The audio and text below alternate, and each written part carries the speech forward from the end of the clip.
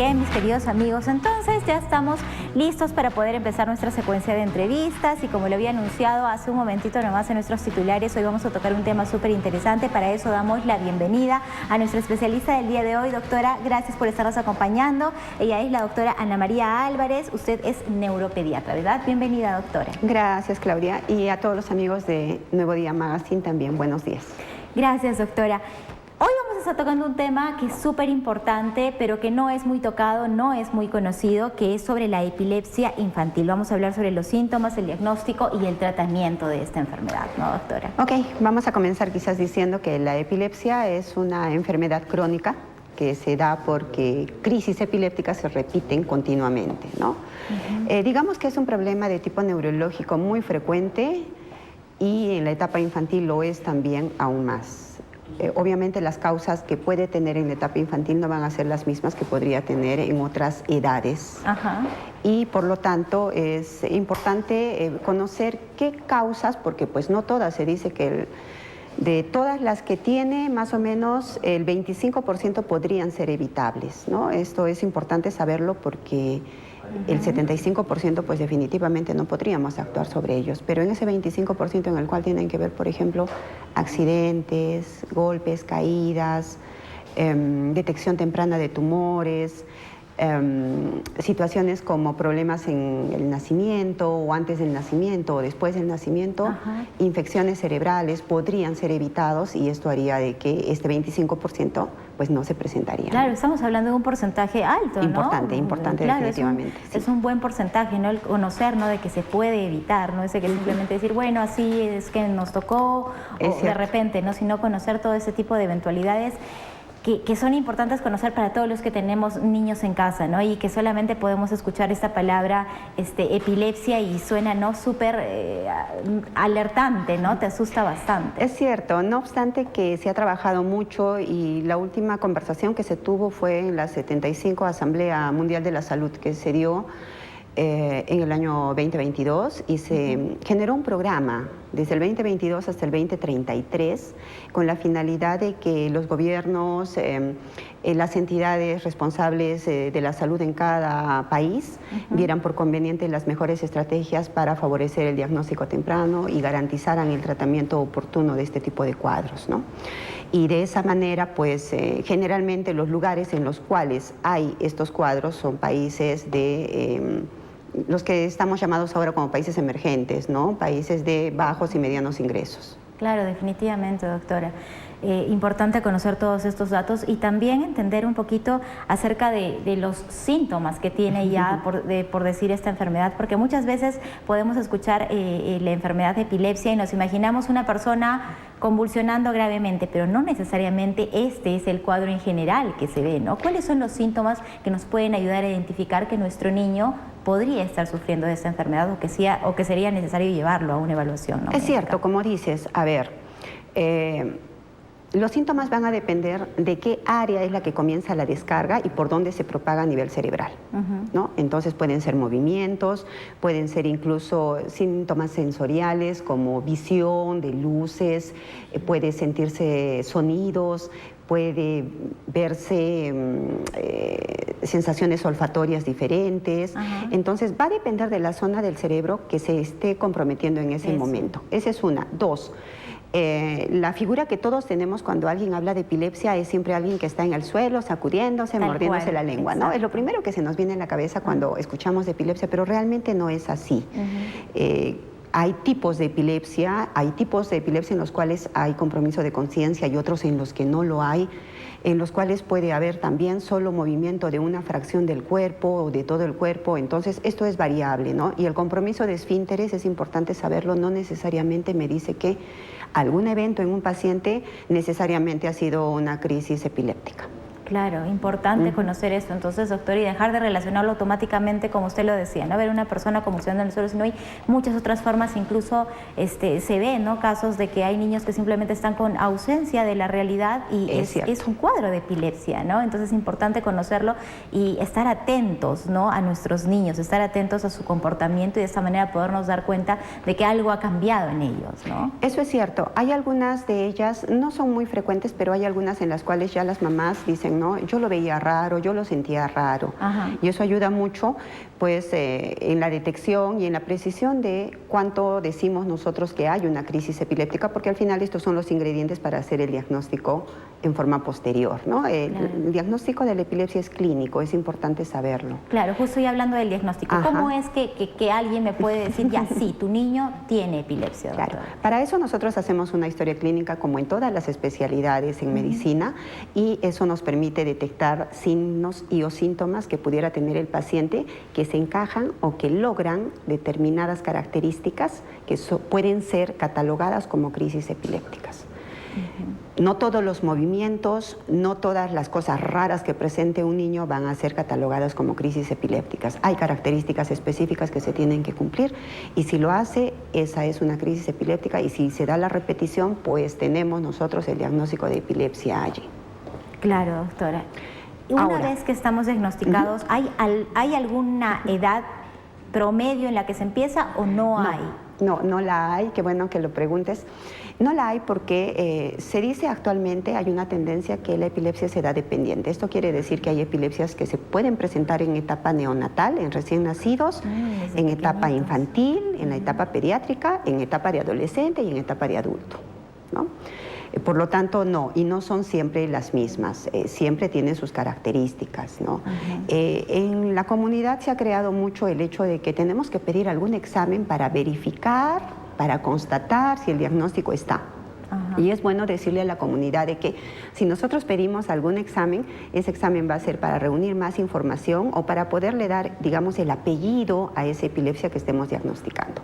No necesariamente para decirle si hay o no hay, eso no es lo más frecuente. Lo más frecuente es que nos dé información para redondear todo lo que tenemos y obviamente hablar del pronóstico que tendría, uno, y dos, para seleccionar la mejor medicación que se debería de dar. Claro, ya para pasar un poquito a lo que es el tratamiento, ¿no? Porque no toda la epilepsia va a tener el mismo tratamiento, ¿no? Va a ser de que, ay, mi hijito tiene epilepsia, lamentablemente, y el primito también, entonces, ay, te voy a pasar la medicación que le están dando a mi hijito. No, cada uno tiene una diferente medicación, ¿verdad? Sí, el tratamiento de la epilepsia va a estar en función al tipo de crisis que se presente, a las características.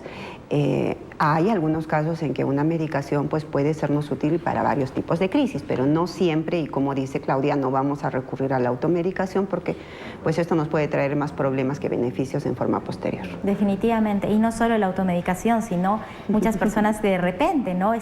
tienen la suerte, la fortuna de que el medicamento está surtiendo efecto en nuestro niño, va mucho tiempo de repente sin presentar los episodios de la epilepsia y digo, ok, ¿para qué le voy a seguir dando el medicamento? Solita yo agarro y se lo retiro. Esto no se debe de hacer, ¿verdad, doctora? Es cierto, no se debe de hacer porque los consensos mundiales dicen que un niño que esté 2 años con tratamiento continuo, con seguimiento, con los controles adecuados, y no presenta ningún tipo de crisis, puede ser tributario al retiro de medicación, pero también de manera gradual, o sea, vamos disminuyendo de forma gradual la medicación. Lamentablemente, pues no todos los niños van a cumplir este requisito de la manera que buscamos, y hay algunos que, como bien dices, ¿no? Ya por situaciones que le puede decir la familia, por cosas que escucha la mamá, retira el tratamiento, lo autosuspende y después regresa nuevamente con el niño y quizás ya habiendo ganado 1 año y medio de tratamiento, pero es volver a comenzar. Cada vez que el niño presenta una nueva crisis, nosotros tenemos que volver ese conteo del tiempo a 0 y volver a arrancar. Y entonces pues las mamás como que se frustran, se decepcionan, ahí tenemos el fastidio de los padres, pero es algo que se les advierte antes de iniciar el tratamiento. Claro, doctora.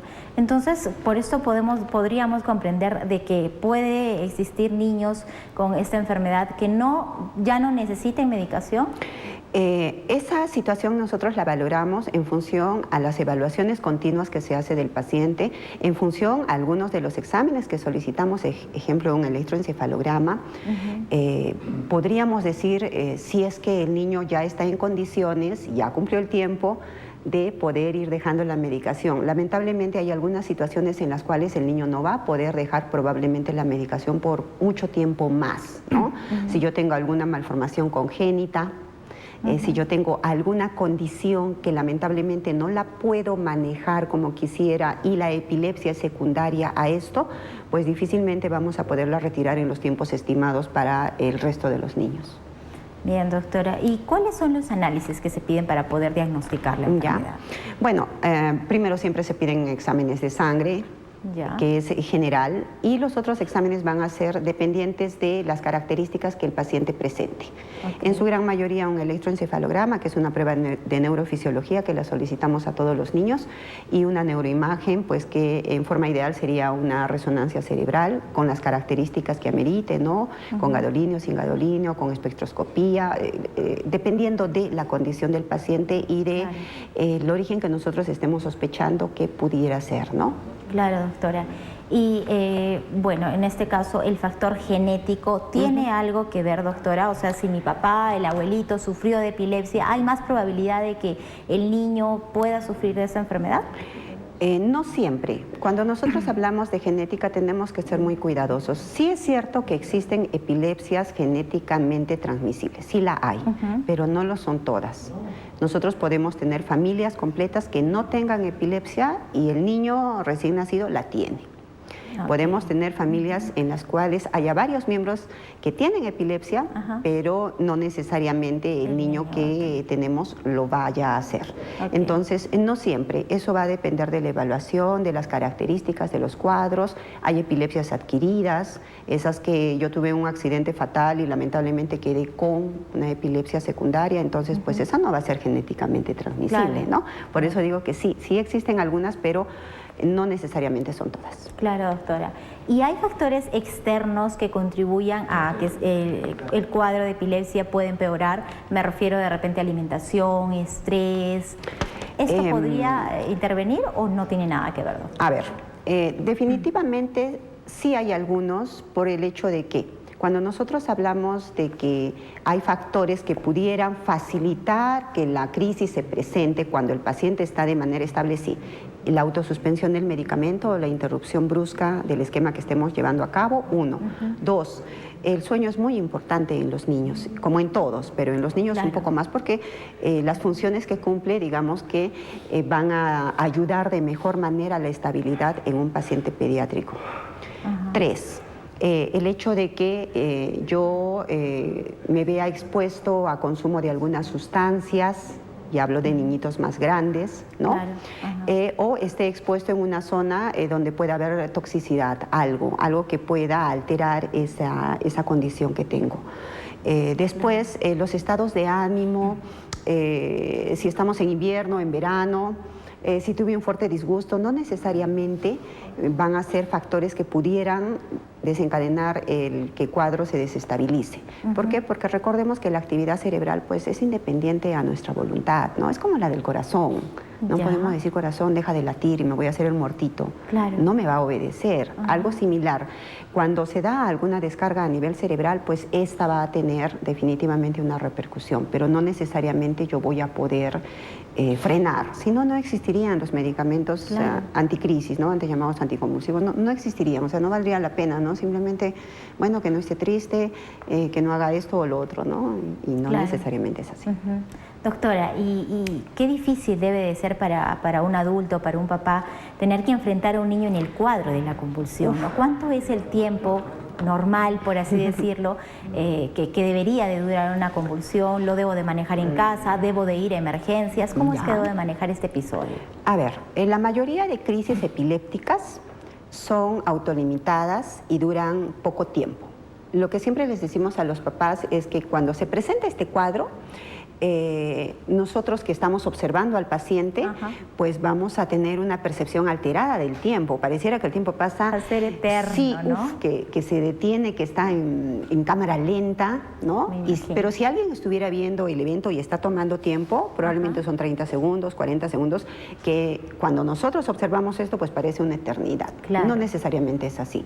La mayor recomendación que podemos hacer a los papás, sé que es difícil, sé que no es fácil cuando los papás tienen que enfrentar estos episodios, pero es tratar de mantener la calma lo más que se pueda, porque tenemos que acudir al paciente, si no, al final cuando vienen los pacientes al hospital tenemos que acudir a los papás antes de ir a trabajar con el paciente y eso no está bien, ¿no? Pues en casa, cuando se presentan estos episodios, lo que nosotros debemos de hacer es recomendación general, colocar al niño de posición de cúbito dorsal, quiere decir de costadito, casi con la boquita hacia abajo, un poco inclinada, porque lo que buscamos es que la vía respiratoria se mantenga intacta, o sea, que no se interrumpa la respiración.